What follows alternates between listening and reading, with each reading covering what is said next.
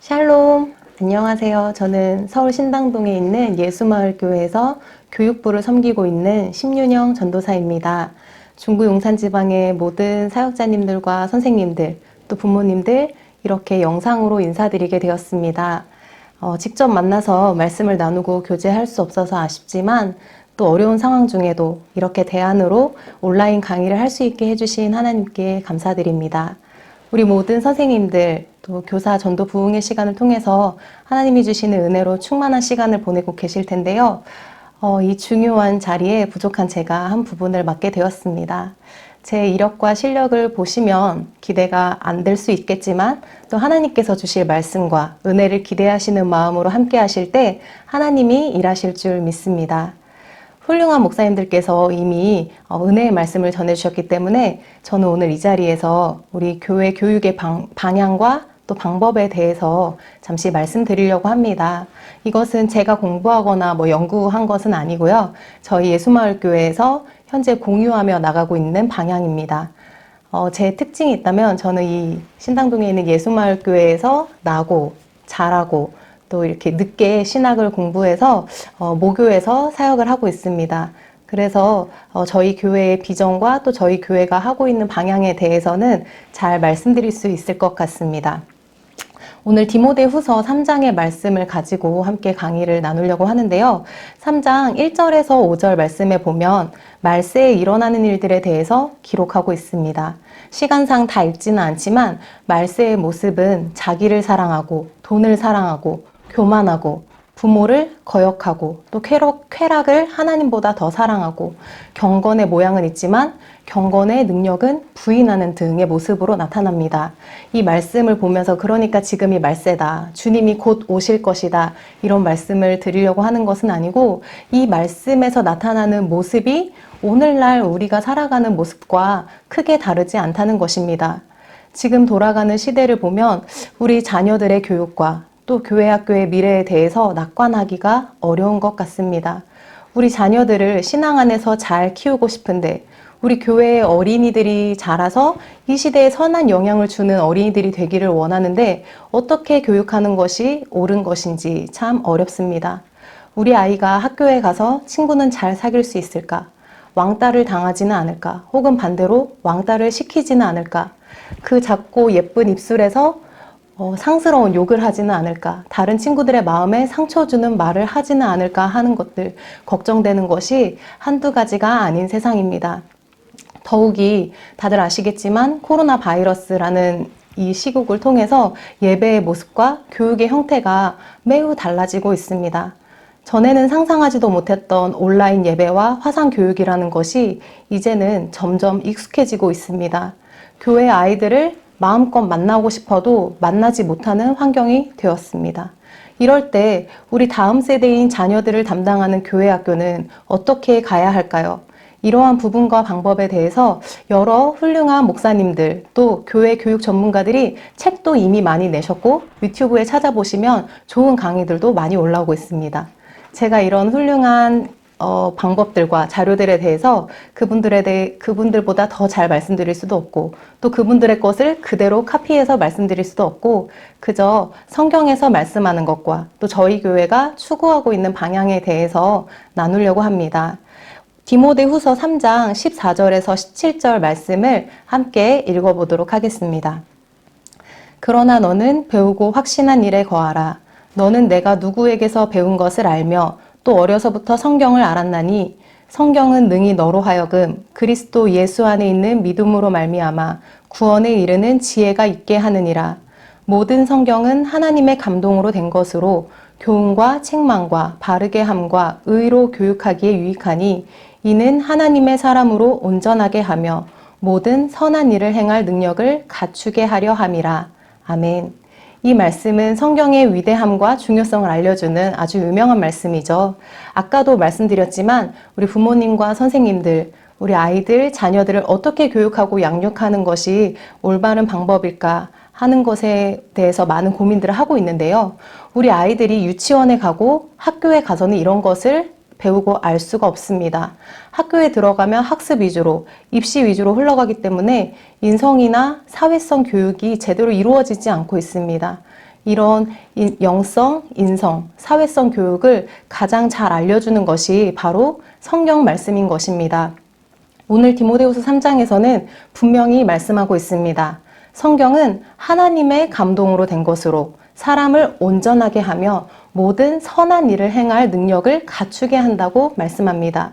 오직 성경만이 우리 사랑스러운 어린이들이 이 세상을 바르게 살아갈 수 있도록 가르쳐주는 도구이며 성경을 통해서 선을 행할 능력을 갖출 수 있다는 것입니다. 저는 우리 교회의 어린이들, 자녀들을 볼 때, 또 학생들을 볼 때 이 세상에서 돈 많이 벌고 성공하고 명예 얻고 유명한 사람이 되는 것보다 세상의 빛과 소금이 되어서 선한 영향을 줄 수 있는 사람이 되기를 간절히 바라고 기도하고 있습니다. 그것이 예수님의 마음이기 때문입니다. 예수님은 한 번도 세상에서 왕이 되라, 높은 자리에 올라가라, 부자가 되라고 말씀하지 않으셨고 세상에서 빛과 소금이 되라고 말씀하셨습니다. 너희의 착한 행실을 통해서 다른 사람들로 하여금 하나님께 영광을 돌리게 하라고 말씀하셨습니다. 물론 우리 아이들 세상에서 성공하지 말라는 것이 아니라 우선순위를 영성과 인성에 두고 사는 어린이가 되기를 바란다는 것입니다. 우리 아이들이 이렇게 세상에서 빛과 소금이 되는 어린이로 자랄 수 있는 것은 오직 성경 말씀을 통해서만 가능합니다. 그렇다면 이 성경 말씀을 어디서 배우고 어디서 익혀야 할까요? 교회에서요? 이제 그렇지 않습니다. 더 이상 이런 성경 교육을 교회에만 의존해서는 안 됩니다. 물론 교회에서 주일에 하나님께 예배드리고 또 말씀을 들을 때 귀한 성경 말씀을 배웁니다. 그런데 이 시간이 얼마나 될까요? 우리 하루를 시간으로 치면 24시간이죠. 일주일에 이렇게 시간으로 따지면 168시간인데요.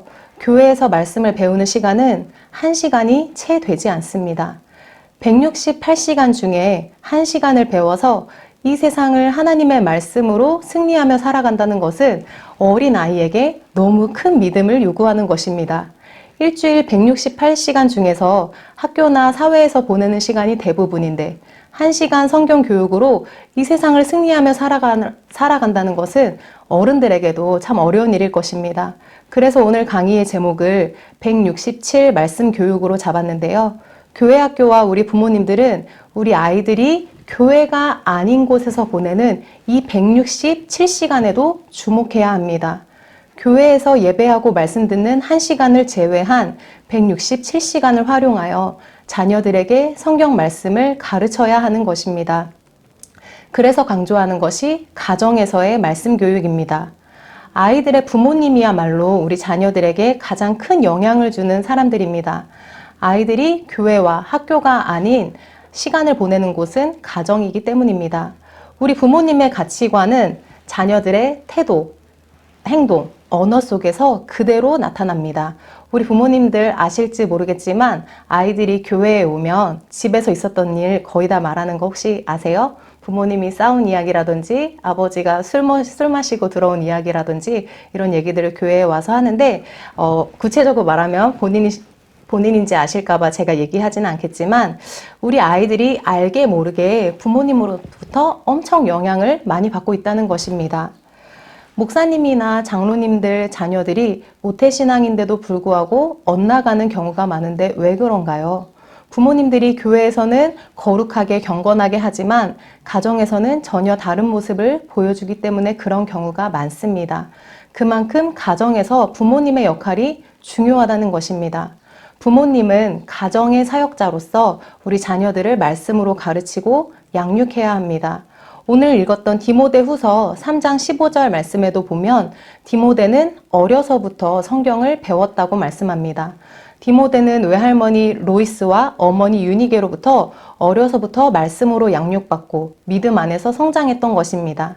신명기 6장 7절 말씀에도 보면 내 자녀에게 부지런히 가르치며 집에 앉았을 때에든지 길을 갈 때에든지 누워있을 때에든지 일어날 때에든지 이 말씀을 강론하라고 말씀합니다.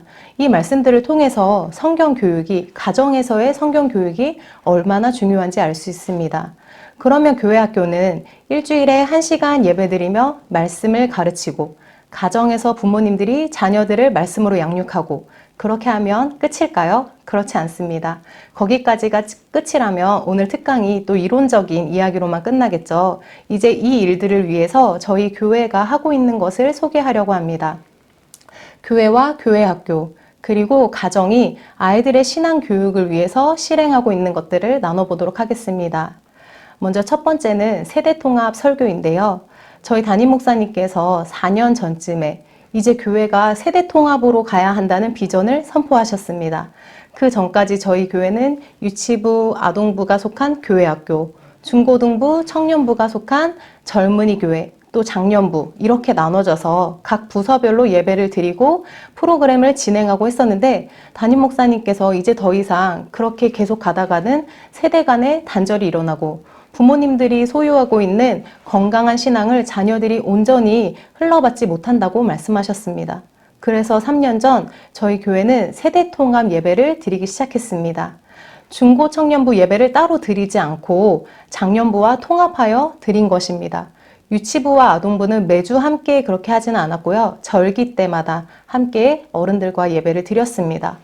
부모와 자녀가 같은 예배를 드리며 같은 말씀을 들으며 한 성령의 흐름으로 가자는 취지였습니다. 그 시간들을 통해서 청소년, 청년들과 어른들이 함께 예배드리면서 예배의 분위기가 더 밝아지고 젊은이들의 예배 태도가 달라지는 등 긍정적인 면들이 있었습니다. 하지만 중고등부와 청년부 자체에서 찬양의 스타일과 또 부서 프로그램 등 문화적인 부분이 충족되지 않다는 의견이 있어서 예배를 따로 드리고 싶다는 의견이 있었고 2년 전에 다시 예배를 분리하게 되었습니다. 예배는 시간과 장소를 달리하여 따로 드리지만 세대통합의 기조는 그대로 가지고 갈 방안을 모색했고 그것이 지금 시행하고 있는 세대통합 설교와 가정 활동입니다. 현재 저희 교회는 주일 예배에 같은 본문과 같은 주제의 말씀으로 유치부부터 작년에 이르기까지 같은 말씀을 듣습니다. 그 설교의 주제들을 라운드 테이블이라는 인격 개발 책에 있는 가치들로 구성하고 있습니다. 라운드 테이블이 무엇인지, 어떤 책인지, 어떤 프로그램인지는 제가 시간상 구체적으로 말씀드릴 수는 없고요. 저희 교회에서 종종 라운드 테이블 세미나가 있으니까 기회 되시면 꼭 들어보시기 바랍니다. 라운드 테이블을 잠깐 한마디로 말씀드리자면 소그룹이 라운드 테이블에 둘러 앉아서 책에 있는 가치들을 한 주에 한 가지씩 읽고 실천하면서 자신의 성품과 인격을 훈련하여 개발하는 프로그램입니다. 라운드 테이블 책은 비즈니스에서도 사용되고 국가기관에서도 사용되고 교도소나 법정에서도 사용되기 때문에 책 자체에는 하나님이라든지 교회라든지 하는 기독교적인 단어는 다 빠져 있습니다. 하지만 그 가치들 자체는 모두 성경에서 나온 것들입니다. 그렇기 때문에 저희 교회는 이 가치들을 주일 설교에 녹여서 말씀을 나누고 있습니다. 보통 한 가지의 가치 주제를 2주에 걸쳐서 설교 말씀으로 전하고 있는데요. 예를 들면 마음가짐, 이 설교의 주제였을 때에는 골리앗 앞에서도 두려워하지 않았던 다윗의 마음가짐에 대해서 말씀을 나눴고 또 예수님을 만나고자 하는 열망으로 나무에 올라갔던 삭개오의 적극적인 마음가짐에 대해서도 말씀을 나눴습니다. 최근에 나눴던 주제는 말의 절제였는데요. 담임 목사님께서 사사 입다에 대한 본문 말씀으로 주일 예배 때 말의 절제라는 제목으로 말씀을 전하셨습니다. 그러면 똑같은 본문으로 유치부에서는 말을 조심하는 주의 어린이라는 제목으로 말씀을 전했고 아동부에서는 함부로 말한 입다의 슬픈 결말이라는 제목으로 말씀을 전했고 중고등부에서는 말하는 대로라는 제목으로 말씀을 전했습니다. 유치부에서 작년에 이르기까지 같은 본문과 같은 주제의 말씀을 듣게 되는 것입니다. 왜 이렇게 같은 주제의 말씀을 나누는 것일까요? 그것은 바로 이 말씀을 가정에서 함께 나누고 실천해 보라는 의미입니다. 교회에서 말씀을 들었으면 우리가 삶의 자리에서 이 말씀을 기억하고 묵상하며 실천하고 살아야 하는데 아이들이 그것을 매일매일 기억하는 것이 쉽지 않습니다. 그때 필요한 것이 우리 부모님들의 역할입니다. 아까도 말씀드렸듯이 아이들이 1시간 들은 말씀을 167시간 동안 기억하면서 실천하면서 살아가야 하는데 가정에서 말씀에 대한 대화가 이루어질 때 우리 아이들이 말씀을 기억할 수 있는 것입니다. 부모님과 자녀가 같은 주제와 본문의 말씀을 들음으로써 아이들이 집에 돌아가면 부모님과 함께 이번 주 말씀을 나눌 수 있습니다. 오늘 어떤 말씀을 들었는지, 누구에 대한 이야기를 들었는지 아이들이 나눌 때 또 부모님들도 그것에 대해서 적극적으로 말씀에 대해 나눌 수 있는 것입니다. 이렇게 교회에 와서 말씀을 듣고 배웠으면 삶의 자리에 돌아가서 그 말씀을 나누고 실천하는 것이 중요한데 그것이 가정에서 이루어져야 하는 것입니다. 그런데 부모님들 자녀들과 말씀을 나눠보세요 라고 하면 사실 부모님들의 부담이 클 것이고 그것이 실제 행동으로 이어지기까지는 쉽지 않을 것입니다. 그래서 저희 담임 목사님께서 사역자들에게 이 말씀과 관련해서 가정에서 할 수 있는 실천 활동 카드를 만들어 보라고 하셨고, 그래서 매주 말씀을 기억하고 실천할 수 있는 활동 카드가 저희 교회에서는 제공되고 있습니다. 이것은 말의 절제에 대한 가정 활동 카드입니다. 일주일 동안 가족이 모여서 실천 사항을 써보고 또 지켜보고 잘 지켰을 때 그에 해당하는 번호에 색을 칠하는 활동입니다. 그러면 5개를 다 칠했을 때 그림이 나오는데 바로 하트 그림이 완성됩니다. 한 가지 샘플을 더 보여드리자면 이번 주는 가정의 달을 맞아서 갈등 해결이 주제이고요. 말씀은 가족 간의 갈등과 해결에 대한 말씀을 전하게 됩니다. 이에 따른 활동은 한 주간 가족이 함께 모여서 서로에게 하고 싶었던 말, 축복하는 말 등을 롤링페이퍼에 적어보는 것입니다. 이런 것들이 단순한 활동 같지만 이런 시간들을 통해 부모님과 자녀가 말씀을 기억하고 나누고 실천할 수 있는 도구가 되고 있습니다. 이런 식으로 부모님들이 가정에서 아이들에게 이번 주 말씀을 다시 한 번 더 상기시켜주고 또 실제로 활동을 함께 하면서 말씀을 삶으로 살아가는 시간들을 통해 온 가족의 믿음이 더욱 성장하고 또 세상 가운데서도 그리스도인으로서 승리하는 삶을 살아가게 될 것을 소망합니다. 저희 사역자들은 이렇게 함으로써 사실 사역이 많아져서 부담이 되지만 작년부터 말씀을 같은 주제로 정하고 가정에서 활동하는 것들이 점점 저희 교회의 자랑거리가 되고 있습니다. 그래서 사역자들이 모이면 이거 너무 좋은 것 같다. 이거 우리끼리만 하기가 아쉬운 것 같다 하면서 이것을 다른 교회에서도 활용할 수 있도록 컨텐츠로 개발하자는 의견이 나왔고 조만간 책으로 또 온라인 컨텐츠로 제작할 계획 중에 있습니다. 코로나19 바이러스로 인해서 전 세계와 온 국민이 어려운 시기를 지나고 있습니다. 그런데 이 시기를 통해서 우리에게 가장 어쩌면 큰 변화가 일어났던 것은 바로 온라인 만남일 것입니다. 온라인으로 예배하고 온라인으로 학교 수업을 듣고 또 온라인으로 소그룹 모임을 합니다. 친구들과의 대화도 온라인에서 화상으로 이루어지고 있기도 합니다. 이런 온라인 플랫폼이 장단점이 있겠지만 저희 사역자들이 해야 할 것은 이런 상황 속에서 할 수 있는 것들에 집중하는 것입니다. 저희 아동부에서는 그래서 이 도구를 활용하여 방구석 예배라는 것을 시작했습니다. 말 그대로 교회에 모여서 예배 드리는 것이 아니라 각자 자기 집의 방 구석에서 예배를 드리는 것입니다. 이것은 주일 예배는 아니고요. 수요일 저녁에 이루어집니다. 우리 아이들이 주중에 한 번 더 말씀을 기억하고 나눌 수 있도록 구글 미트를 통해서 담당 전도사님과 아이들이 온라인으로 만나고 있습니다. 방구석 예배 시간은 이번 주에 들은 말씀을 전도사님이 한 번 더 짧게 요약해서 전해주고 아이들이 그 말씀에 대해서 느낀 점이나 깨달은 점, 또 실천할 것들을 한 명 한 명 나누는 시간으로 진행됩니다.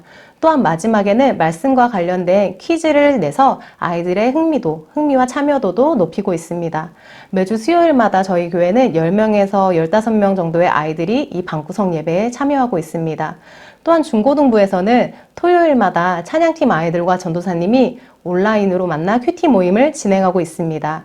저희 중고등부 찬양팀이 5월 30일에 현장에 모이실 때 찬양을 이제 섬기는데 하는 것을 보면 아시겠지만 굉장히 실력이 있습니다.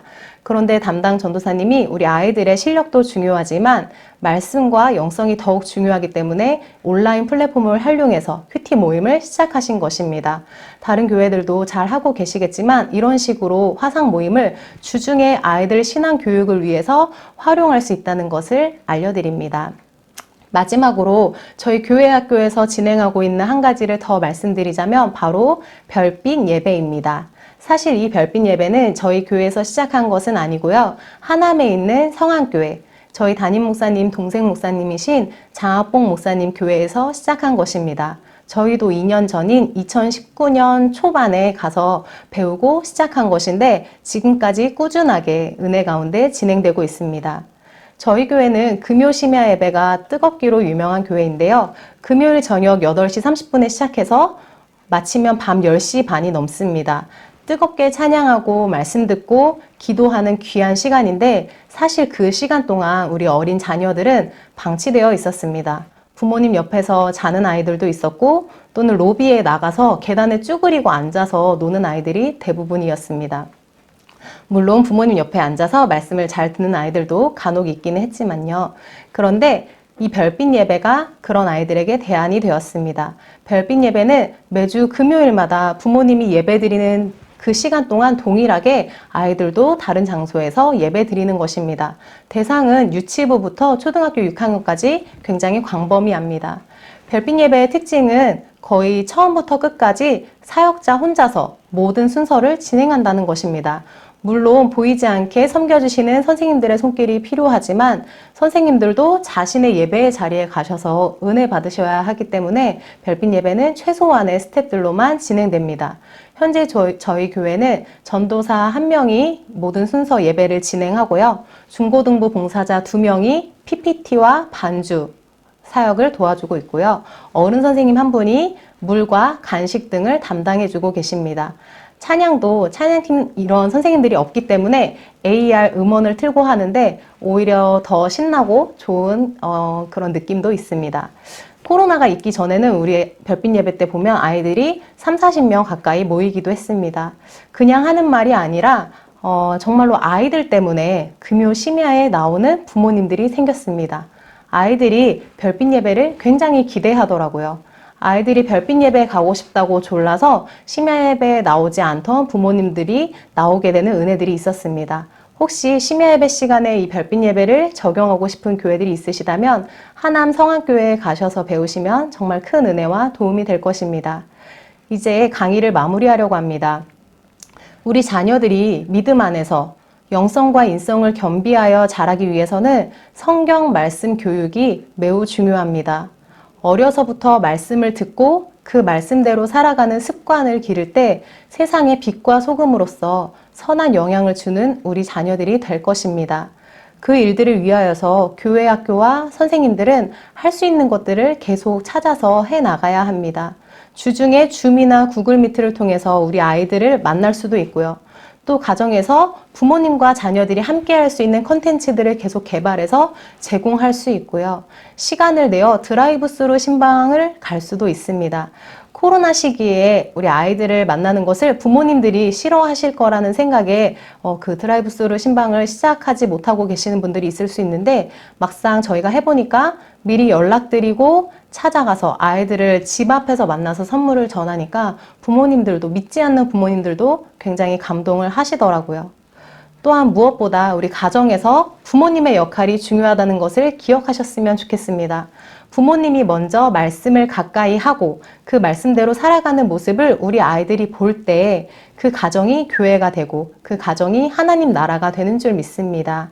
또한 우리 아이들에게 주어진 167시간을 성경 교육으로 채워갈 수 있도록 부모님의 역할이 정말 중요합니다. 혹시 우리 교회 학교 어린이들 중에 부모님이 믿지 않는 친구들이 있다면 어떻게 해야 할까요? 그때 필요한 것이 담당 사역자와 담당 선생님의 역할입니다. 담당 선생님이 그 아이의 영적 부모가 되어서 주중 말씀 양육에 대한 부분을 감당할 때 그 아이가 믿음의 첫 세대가 되어서 가정을 변화시키고 또 세상을 변화시키게 될 줄 믿습니다. 이제 강의를 마치도록 하겠습니다. 기도하겠습니다. 하나님 아버지 감사합니다.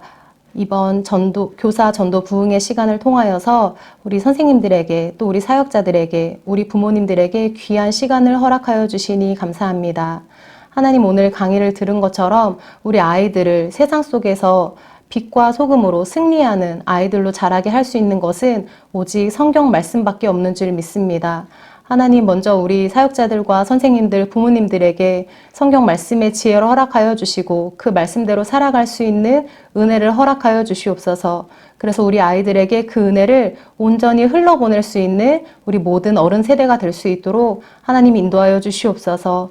하나님, 이 교사 전도 부흥회를 통하여서 우리 선생님들 마음이 더욱 뜨거워져서 성령으로 충만하여져서 우리 아이들을 더욱더 사랑과 은혜로 돌볼 수 있는 우리 모든 선생님들이 될 수 있도록 하나님 함께하여 주시옵소서. 이 부흥회를 위하여서 수고하고 헌신하는 모든 스태프들 가운데 주님 은혜로 함께하여 주시고 하나님이 채워주시는 은혜가 더욱더 충만할 수 있도록 주님 인도하여 주시옵소서. 모든 마치는 시간까지 하나님이 은혜 주실 줄 믿으며 예수 그리스도의 이름으로 기도드립니다. 아멘.